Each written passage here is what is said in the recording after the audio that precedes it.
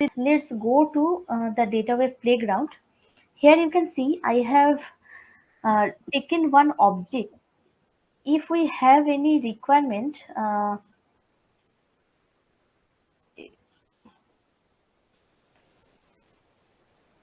if we have any requirement like that, if we have any object and we have key value pairs and we need to do any one-to-one mapping, or just we need to do we need to pass the payload, we can simply write the payload. It will show the payload as is. If we have any transformation required like that, we can do. If we need to do it to convert to CSV, we can do. It will show us the header of the CSV message name API. As you can see, the key names are message name API. So as that name, we can see that the header of this CSV file and the corresponding messages like the values, hello world, max, mule. So all these values we can see here. So if we have any XML transformation, we can convert it as XML. But here we need to create one XML key value pair. Like we can do, let's say any identity key.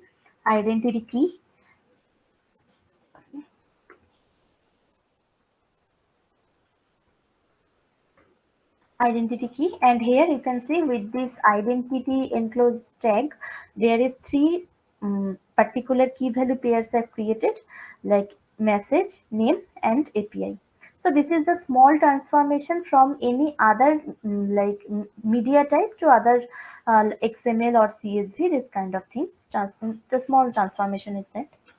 If we have any requirement to convert like one to one mapping, let's say there is a message but we want to print it as a mess, and here the same thing like one to one mapping, we need to do payload dot message. We can see this particular value. If we want to give like the name, just I change the key value pair and use the capital letter. So in that case, it's also possible. We can write payload dot name. It is visible. Let's say there is no value of this name or this key value pair is not present.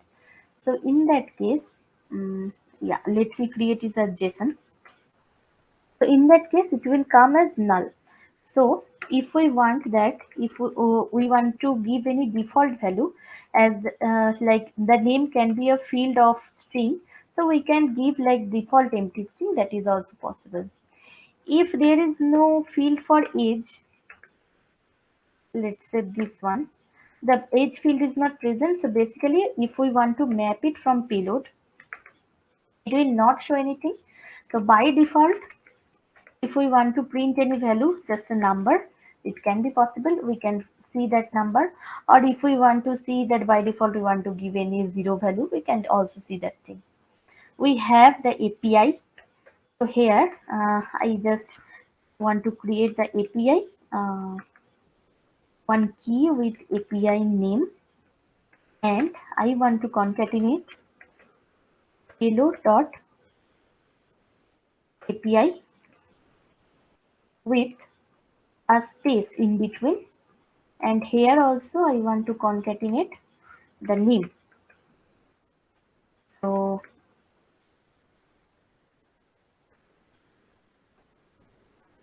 name is not there, so in that case it will throw a Datawave expression error.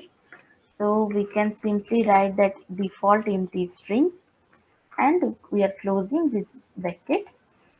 So in this way we can write mule, or if we are retrieving back our previous structure that there was a name max, so mule max, this name we can display. So this is simply the concatenation operator. You can see this plus plus I have used. This is to concatenate one field to another. If we want to create any registration key, let's say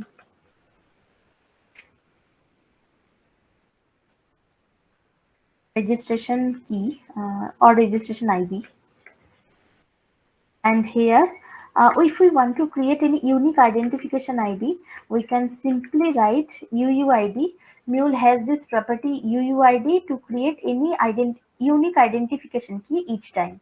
So if I just remove this bracket or again putting it, it will create another one registration ID. So each time when we are using this thing, we can create a unique identification ID.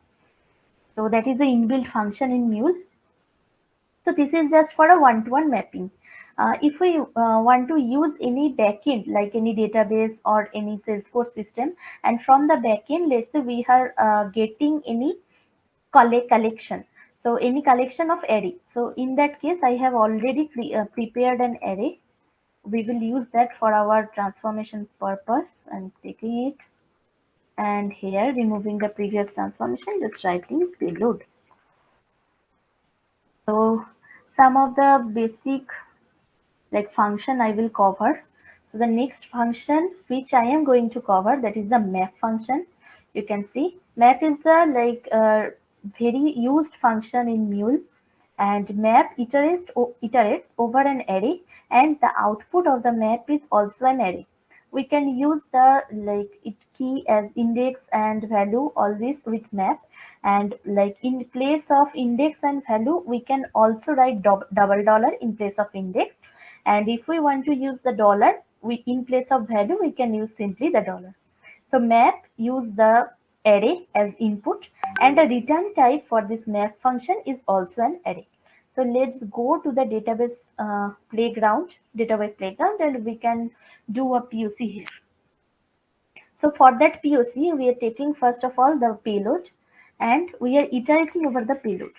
So here we can take item index which is coming here, and just creating the curly braces. You can see it's iterated 3 times as there is a 3 object present. So the map iterates over 3 times, and there you can see I have not until now I have not created any key value pair. So you can see the empty key value pairs are created. That means empty objects are created. So now I am going to create the objects. So here, if we want to just replicate the payload here, so we just simply write item and inside one parenthesis. So here you can see just writing the item, we can see the payload as is. If we want to map it one by one, in that case we can write let's say name, the first one. So we can write here the iterator is the item dot name. It will create the names, all the names we can see here. If we want to create the, let's say, API for this individual objects, we can write item dot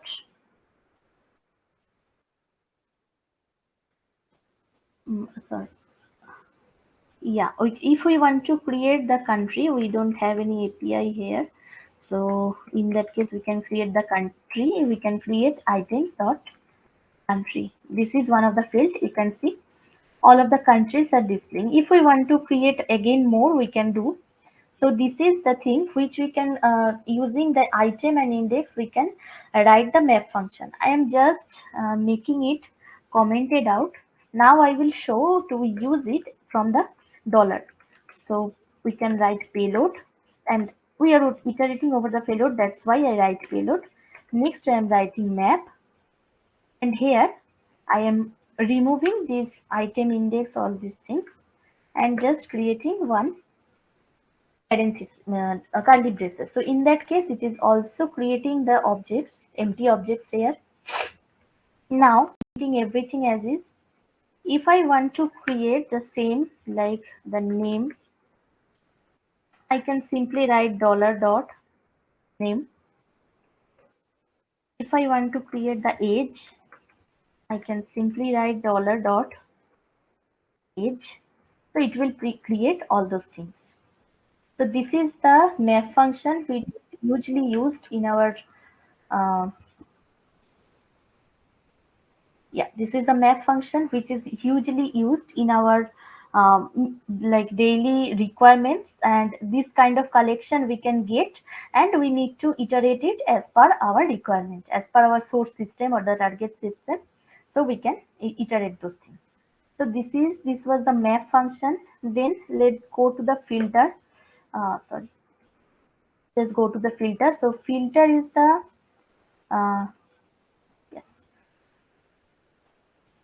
Let's learn about filter. So it is the filtering function. It will work on an array. It will filter the unwanted fields which we want to filter out from our input payload, and we can see the output result into a new array. So this is the basic requirement of the filter. Here also the same thing is that we can use the index value or the dollar, double dollar, those things, and we can like filter out as per our requirement. So as we know that in filter also works on array, and as a return type in case of filter we are also getting as array. So this is the filter function, and okay, let me close it.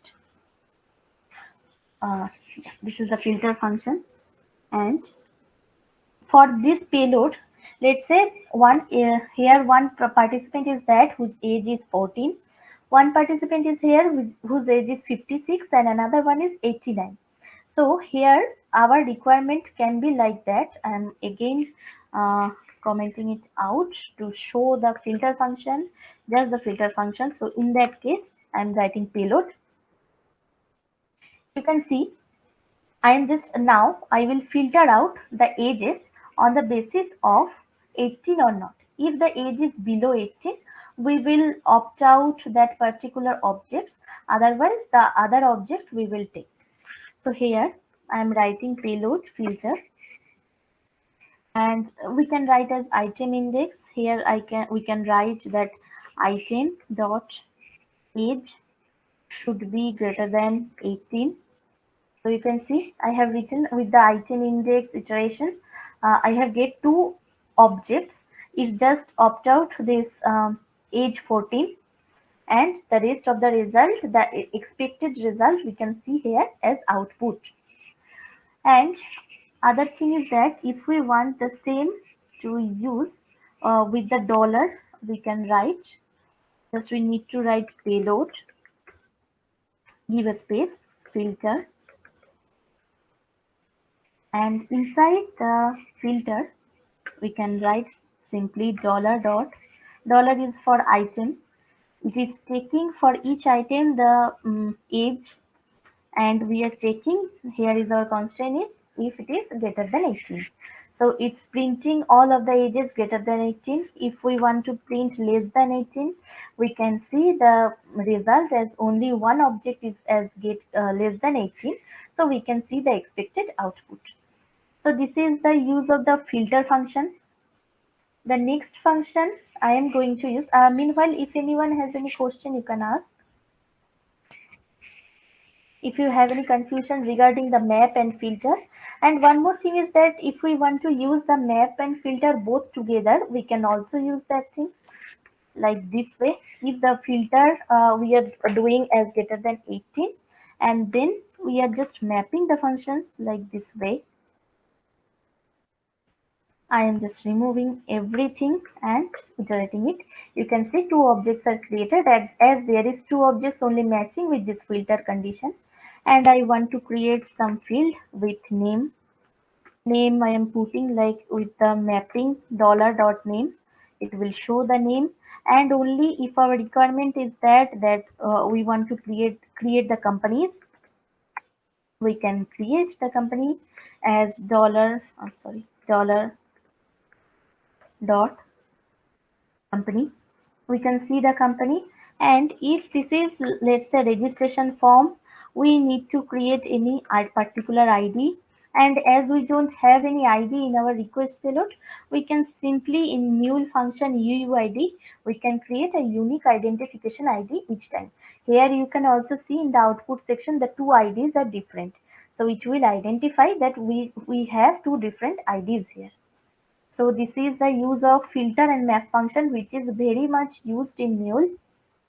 So yeah, if we don't have any question, I can move forward with the next one.